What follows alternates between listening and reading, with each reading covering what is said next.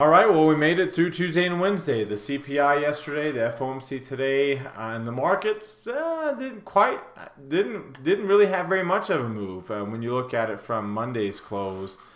Big gap up yesterday, of course, on the CPI, filling in all of that gap throughout the day before bouncing up late, and then today being up early and then getting a little bit of a decline as the Fed is a little bit more hawkish than normal. So we're going to break down the implications of what today's move had on the markets and different charts. Some interesting intermarket relationships developing. So we'll look at those as well in the dollar and bonds, right? Those have been in commodities. Those have been really important for the markets over the course of this year-to-date decline. So we'll see if they've changed their tune. We'll take a look at the sector moves, which sectors are doing well and which ones aren't. That will be very telling as well as to either confirming or not our current market posture. And then our trade idea is a stock that it's got some downside to it, but it's not really directionally too bearish yet. There's a few things, just not a lot. So we'll talk about how to trade that given that particular predicament. So let's go ahead and get started. Today is Wednesday, December the 14th, 2022. This is the Market Outlook from MarketScholars.com. My name is David Settle. All right, before we get going too far, I invite you to subscribe to our YouTube channel with this icon here or the red subscribe button down below. Click the thumbs up icon down there to like our video. Comment on anything that stood out to you today. Join our website at MarketScholars.com for free. Follow me on Twitter for more content between the video from day to day. And join our Market Outlook Facebook group that we've created. All right, if you're watching us here on our blog, check out some of these other things over here on the right, including our Market Outlook live video we do at 3:30 Eastern Time. Come down here, click the heart. It opens up this tab, hit that like button. Same thing here. Click this thumbs up, open up this tab, hit that like button. Again, it really helps us out when you click on those, when you reply, when you share, comment. But it's, the likes are really easy, and it goes a long way for us in getting our content out to all of our followers on Twitter and on Facebook. All right, let's start off taking a look at the S&P 500 with the market forecast indicator.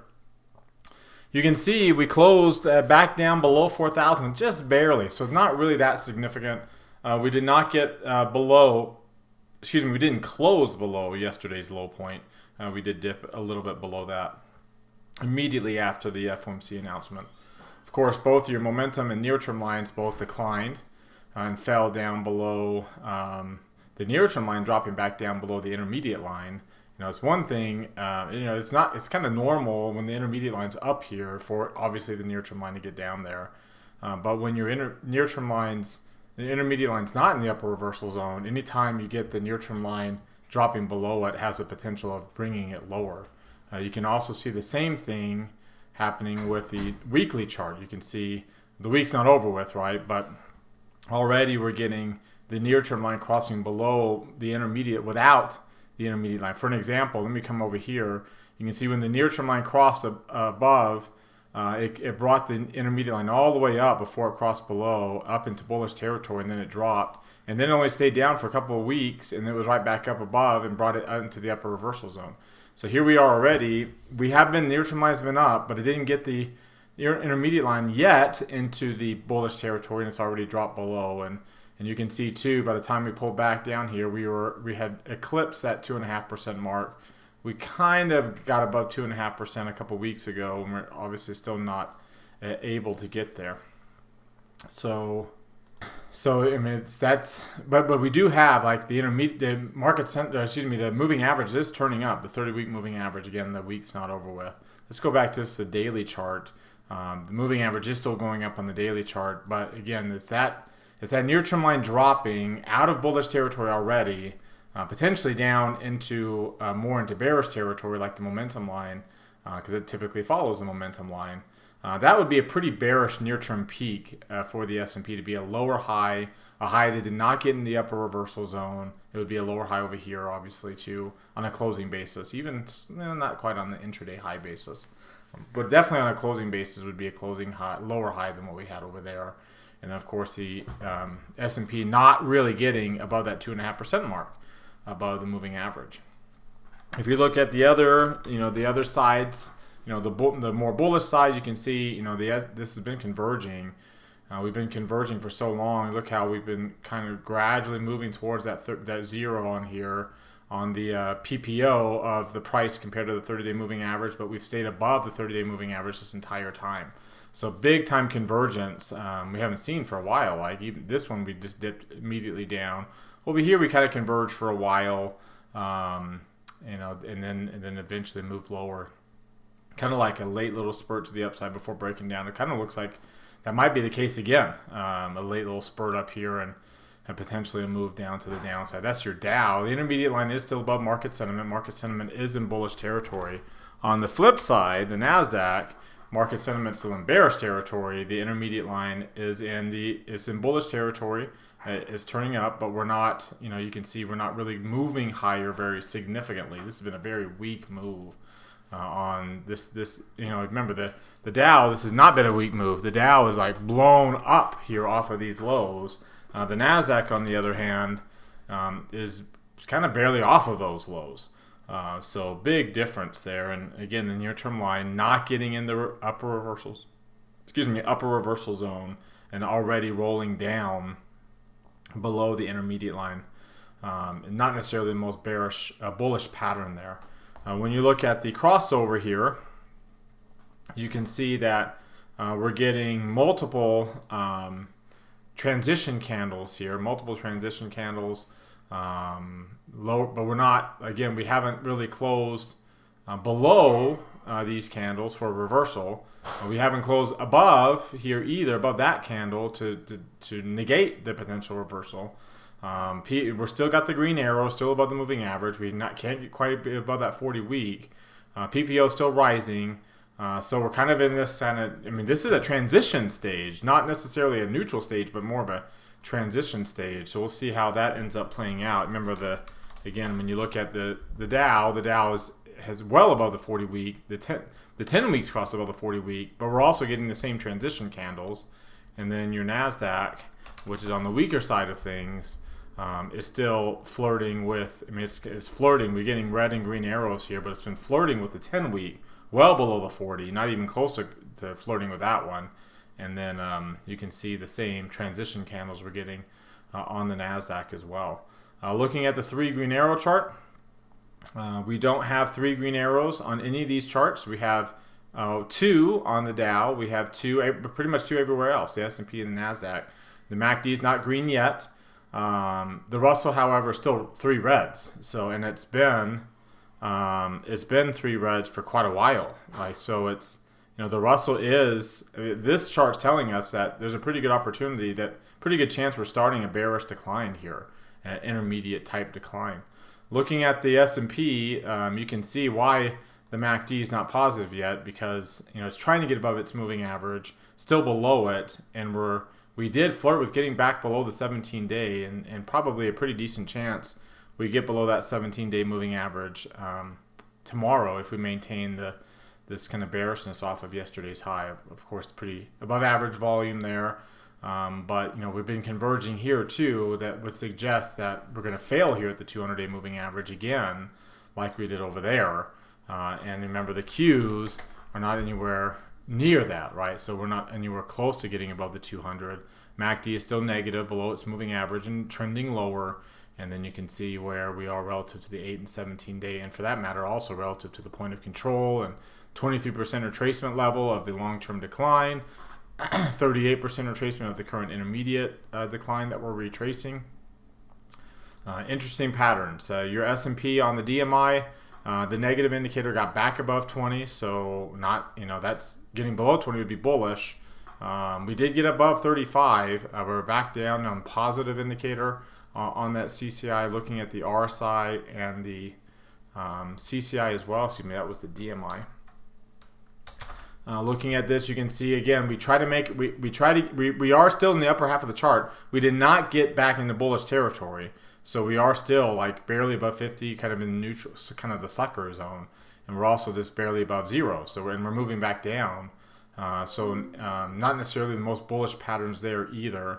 The Ichimoku cloud, look how close we are to a negative rate of change on the 26-day rate of change, negative number. Obviously no trend going yet. We're floating with that green line. The green spacing is coming up, so it's really important we stay up here, right? It's really important that we stay positive on the rate of change for us to maintain the bullishness. Looking at the Hull moving average, remember it's almost very similar pattern that we got coming off of the Powell's speech at the Brookings Institute, where you got a really strong candle and then it failed the next day. Well, same thing here. We get a really strong candle on the CPI and then potentially a reversal candle just like that. This time, though, over here, the MACD was actually above its moving average. Right now, it's actually below it, and they're both trending lower. And that's how close we are to the 20-day Hull, and for that matter, also how close we are to flipping the parabolic SAR back around to the upside. Looking at the money flow index, again, that 50 mark is an important level. We've been up and down, currently down below 50. The McClellan oscillator is another important thing we look at because we're right at these transition points. Getting below 0 is a transition move to the downside, so we're back to negative levels there. When you look at the new highs and new lows on this chart, you can see as of right now, I think this is only updated currently for the New York Stock Exchange. It'll be updated later to include the Nasdaq Composite, but we're also back below the moving average there. The skew had spiked yesterday going into today. It actually it has not been updated yet for today, but so you can see how it spiked yesterday. These spikes tend to coincide with peaks on the moving average, so it appears still the technical environment is set up for us to move to the downside, and that hasn't changed. The last 2 days, as monumental as these from a headline risk standpoint that these last 2 days have been, we haven't broken down yet, but we also haven't solidified the up move and still maintain the bearish move. You can see the Bollinger Bands are still easily inside the Keltner channels. We still got the red dots. We haven't broken out one way or the other. We are at least in the upper half of the Bollinger Bandwidth, but still a very low bandwidth, the lowest of the last 150 days. We're set up for a breakout move one way or the other, and unfortunately the last 2 days did not produce the bullish breakout move, which is kind of what a lot of people have been anticipating with this bullish rally that we've had, that we'd get this really good bullish breakout move that would solidify us on the bullish trend, get up to new highs like it already pretty much did on the diamonds, right? It got up to these new highs, get it up there on everything else, and then start moving higher. Well, unfortunately, again, we broke way out of the Keltner channel and the Bollinger Bands yesterday at the open, could not hold it, and then now have come down. And again, the expectation would be that we would actually switch sides here on the momentum from blue, which is positive, to the red and yellow, which is the negative side of things. Looking at today's intraday move, you can see that we are stuck right smack dab in the middle of the range. After getting a new high yesterday, we have not gotten a new low. This new low will stay here for a while, but then you can see after the next couple of days, when this low tag comes off, it's actually the red line is going to really move higher. It's not going to get above the green line because the high is still right there. So when I look at the Arun indicator, that red line is going to move up pretty significantly after the next couple of days when the new low becomes this one right here. And again, will set us, because of how how tight the range is, again, we're set up for a move, a big move one way or the other. And again, today's 2-day headline risk, which was anticipated from a lot of people to produce the bullishness that could really get us going into 2023, did not. And now you expect that this breakout move would most likely fit the technical environment that I talked to you about last Friday and even on Monday, which still exists to the downside today. The VIX really dropped down significantly. What I would read into that is obviously the headline risk of the last 2 days are over. We did not break the 90%. We're sitting at support right now in the 90%. We dropped all the way down to 21. That's a pretty dramatic drop in the VIX over 2 days. If you look at the rate of change, and we just go 2 days here. Oops, here we go. And hit VIX on this. So this is our VIX change in the last 2 days. It's one of the bigger moves that we've seen this year. Here, let's go over here. Let's edit that to minus 1544. So there's the move. You can see here we had that big of a move over 2 days from being well above 30, and you can see we jumped up over the next 3 days back up to the mid 30s. Over here in February, again, we had a big 2-day drop from being above 30. And then you can see after this big 2-day drop of right around 15% or more, we bottomed and we made another rally back up to the mid-30s. That's both times this year, and you can see some of these other instances. Again, being well above 30 when we got these big drops, and then the big drops leading to at least some short-term moves up to the upside. You can see even over here, we based about a week later, and then made a pretty decent rally of a couple big jumps over 2 days. So the fact that here we are again with a big 15.5% drop over 2 days, I expect that we'll, as you can see, that typically leads to a 2-day jump in the VIX of a rally. It might not be the next 2 days, it might be next week, but it typically does lead to that. So the fact that we dropped down so much so fast, and the market itself didn't. You notice that usually the market itself will experience a pretty decent move to the upside. In fact, if I were to go back to the VIX, if I go back over here to, this would be May the 4th, and then the last one before that was February the 1st, so May the 4th and February the 1st. If you come over here, so here is May the 4th right there. You can see we had a 3.5% move to the upside over 2 days. And then February the 1st right here, we had about a 4.5% move. And this move was a flat move, at best, a flat move. So again, I think we're set up for the VIX to spike over 2 days. Again, cycle that back up, and then the S&P to fall after peaking here, kind of a head and shoulders type pattern, but after peaking here and rolling over to the downside. All right, let's take a look now at what's driving the price action today. Of course, it was the FOMC. You can see what happened. The stocks really fell, especially the Qs. Everything pretty much really fell. Bonds rallied, so yields actually dropped pretty much the rest of the day. Bonds finished up at their highs of the day. Commodities were bullish going into the FOMC meeting, and then stayed bullish coming out of it. So that was an interesting development. Again, the commodities are an interesting animal because, again, like, we want commodity prices to go down because that's going to keep inflation lower from the headline. The median inflation, as you saw, I tweeted out, is still really high. In fact, it's still practically at its highs. So it's really the non-median parts of the CPI that's been the one that's been dropping the most, energy included. So if commodities were to be bullish, that's not necessarily what you want to see on one hand from the inflation story. On the other hand, if commodities continue to correct between the 50 and 200-day moving averages, again, that doesn't happen without recessions. So you're kind of, in this, because we moved up so much, you're kind of in this catch-22 where it's, kind of hard for it to be a good thing one way or the other. Like I said, TLT also had a good day today. And it has been bullish for a while. It's in a convergence mode. The MACD is below its moving average. So the histogram has peaked. The MACD itself has peaked. So now you're in convergence mode. So look, so the upside, the bonds are going to be limited now.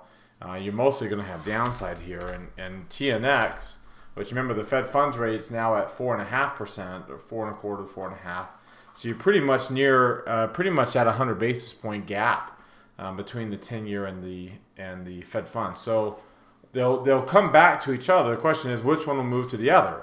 Well, knowing the Fed's not going to cut rates anytime soon, more than likely the 10-year is going to be the one that moves back up to catch up towards 4.5% and beyond, right? Because as of before today, and I don't know if this has been updated yet because there was something that was off on this, but before today, the odds of being at 100. In February here, the odds of being at 4.75% were 100%. They still are. Like we're at 4.75. There's 100% odds. There's a 1 in 4% odds that we'll get 5% by February. And if you look at here, you're at pretty much an 84% chance or 74%, 72% chance that you're going to be at 5% by March. So you got a relatively high probability you're going to be, you're going to get the 5%. So here's the 5% mark here. It's been above 80 for a good chunk of time. When it gets above 80, it pretty much gets to zero. or 100, excuse me, so not to zero. So pretty good odds that we'll be at 5% by March. And again, the 3-month is still struggling, you know, at 4. I mean, that's going to be the one that moves up, but the 2-year is not there. It's still at 4.25%, the low end of the range that we're at right now. And the 10 years is so much worse. And the gap between the 10 and the 3-year, you know, you got an 88 basis point gap there. You got a 75 basis point gap between the 2 and the 10-year. As you saw, the 3-month at 4.37 is actually 13 basis points above the 2-year, and of course the Fed funds rate. So that's not normal, and this goes to show just how crazy this bond market move is. And again, you know, the nature of money flow would suggest that the yields will move towards each other. The question is how, right? Well, it's going to be unlikely that the Fed's going to cut rates and start to lead a bullish move to the upside for short term. So more than likely, it will be people selling bonds in the long term that will push those yields up to catch up to these rates, and they'll be selling those bonds to put their money into short-term bonds to get the higher returns, a full percentage point return for a very small amount of time. The big mover too today was the dollar. When you look at the dollar here, you know, it really broke. I mean, it broke below the 200-day moving average yesterday, and it appears to be solidifying that breakdown. It also broke below the 38% retracement of its longer-term rally that it's on right now. Right, broke below the 38% retracement of that. Also broke below the 50% retracement of this current intermediate rally, or at least this year-to-date rally that it's been on. So you can see breaking below the point of control, breaking into an area of volume gap down, potentially towards at least this 2661. So there's an opportunity for the dollar to be really bearish and really start this kind of long-term correction move that would get you. But the problem is we're still at the 50, so there's still an opportunity that we can bounce off of the 50. The MACD histogram on the weekly chart's already turning up, so we're not necessarily out of the woods. We're kind of hitting the old COVID high point and looking like it might bounce more to the upside. Let's take a look at the sector rotation. Here we go. And just look at it for today. Again, you can see all those cyclical names. You know, they've been the leadership here for the last little bit. But if you take a look here at the sector moves, again, everything was relatively bullish going into the FOMC, but mostly safe haven areas along with technology. By the end of the day, the only things that were up were safe haven. Industrials to a smaller degree, but utility, staples, healthcare were the only ones that were up near zero. Everything else was down, including the other areas of that cyclical trade, materials, financials, and energy down there at the bottom. So for our trade idea of the day, I wanted to take a look at technology. You can see technology was an underperformer. It was outperforming going into the FOMC. It ended up being an underperformer by the time it was all said and done. Of course, one of the biggest areas in the technology sector, here we go. One of the biggest areas of the technology sector is the semiconductor space, and we've made some trades recently in those, but this is one of the big names, AMD. You can see it got a bull tag today, closed below the moving average. We got light pink shading with the intermediate line turning back down. It had been trying to go up. We're almost 2.5% below the moving average, but you can see it's moving lower. Short-term sentiment's turned down there. Near-term line again with a bearish near-term peak, even more bearish than the S&P's is. When you look at its weekly chart, you can see that, you know, we turned bearish last week. We're still got some upper and lower shadows. The last couple of weeks I haven't really confirmed the bearishness quite yet, but you know, again, it's in a death cross environment and it appears to be starting to roll over. When you look at the DMI, the negative indicator has now gotten above 25 again for the second time. The positive is turning back down. You can see the Ichimoku cloud We are sitting right in the cloud, the top of the cloud, with no trend now, and the top of the cloud you would expect to hold as a resistance. You can see the 26-day rate of change is close to crossing below zero, with that going below its price.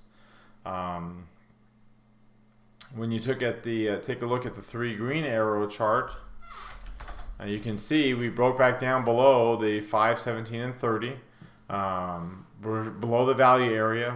The MACD is below its moving average. It's below zero. So everything appears to be showing signs. Here, let's look at the RSI and the CCI. Everything looks to be showing signs of slowing, as if we're going to get another leg lower here. The stochastics, or excuse me, CCI is already in the lower half of this chart, and the RSI is moving its way lower. So what I decided to do is, it's not necessarily like taking off to the downside yet, but there is an opportunity for some bearishness. So what I decided to do was do a bear call spread. So let's see here. We'll come over here, looking at AMD going out to January, selling the mid-30s delta. At least it was the mid-30s at the time. 75 buying the 77.5. This is what it looks like on the chart itself. So there we go, and then here let's just do a single symbol. So there's our bear call spread. Again, I've got $1,000 at risk like normal. I'm willing to try to make 438 bucks. So that's how much I'd be willing to lose if it were to, start to work its way back up here to the upside. Another Bollinger Bandwidth that's really low, and showing the red dots, showing the potential for a trend change if and when it does break out of these bands. I expect to be in the downward direction. Alright, well that does it for today. You've heard from me now. Now I want to hear from you. Use that link popping out in the top right corner of your screen. That takes you to our Market Outlook forums on our website. You can participate in this one for free. Again, post any questions or comments you have. Reply to anybody else's questions or comments. And let's keep this conversation going. Again, thank you very much for watching. Remember to subscribe to our YouTube channel. Hit that thumbs up icon. Comment on the video. Join our website at marketscholars.com for free. Like our videos on Twitter and Facebook. Have a great rest of your Wednesday night, everybody, and we'll see you all next time.